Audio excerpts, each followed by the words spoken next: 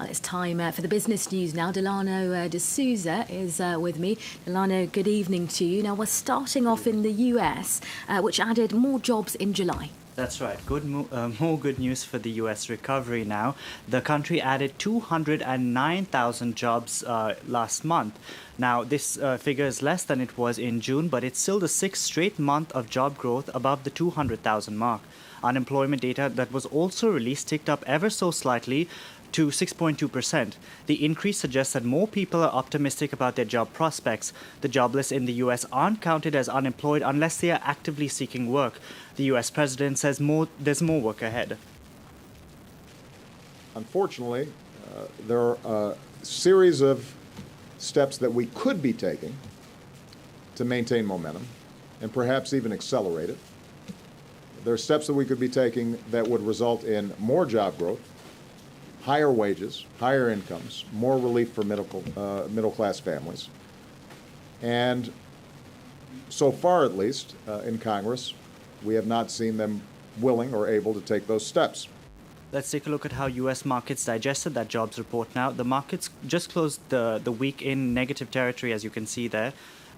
Actually, that's Europe on your screens right now, where stocks ended the week down in the red. A global sell-off sent the FTSE down 0.8%.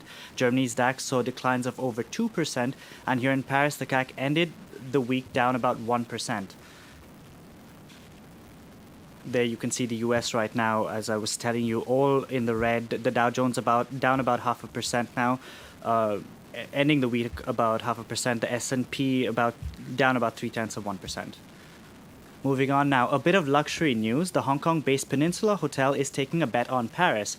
Now, after an expensive refurbishment, it's opened its doors in the French capital and is now looking to attract high net worth clients, as Eve Irvine finds out. After 4 years of refurbishment that cost 430 million euros, Paris has a new luxury hotel. The Peninsula comes with a rooftop terrace, a 20-metre swimming pool and 200 rooms. Prices start at just over €1,000 a night for a standard room and rise up to 25,000 for the penthouse suite. Hefty prices at a time that has been proving difficult for the luxury industry. This is a long-term commitment that we're making to Europe.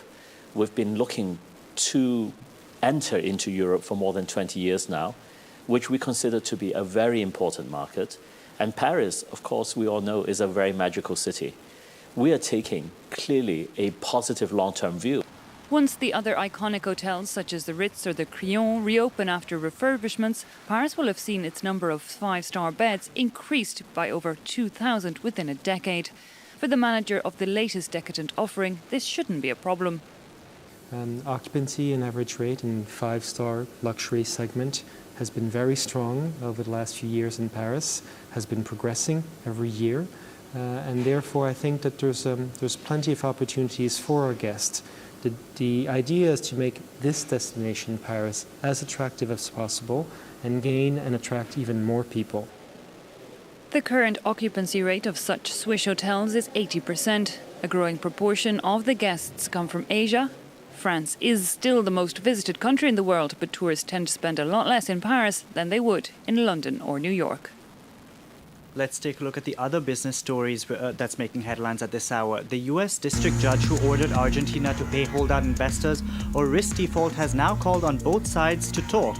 Judge Thomas Grieser rejected the country's request to change the court-appointed mediator, who it called incompetent. Now, after Argentina missed its payment deadline, the country lashed out at the U.S. for its failure to intervene. Iliad shares tumbled 7% in trading in Paris this Friday. This comes as the French company made a bid for T-Mobile in the US. The offer of $15 billion for a 56% stake in the fourth largest US operator also sent shares of rival Bouygues Telecom down. Now, in June, Iliad made an informal offer for Bouygues.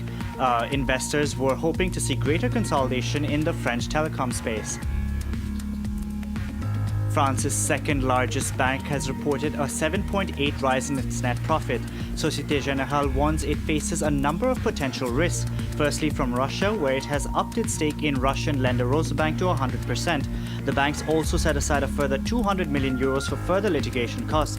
Société Générale is among several international lenders accused of violating US sanctions. And finally, America's top diplomat told India's Prime Minister that the country's blocking of a WTO trade deal sends a wrong message. Now, on Thursday, through tough diplomacy and India's insistence on food stockpiling provisions, the country derailed the WTO's trade facilitation agreement. The landmark deal was expected to add $1 trillion to the global economy and create 21 million jobs. And with that, it's a wrap of this business bulletin. Rochelle, it's back to you. OK, thanks very much for keeping us up to date with all the business news there, Delano D'Souza.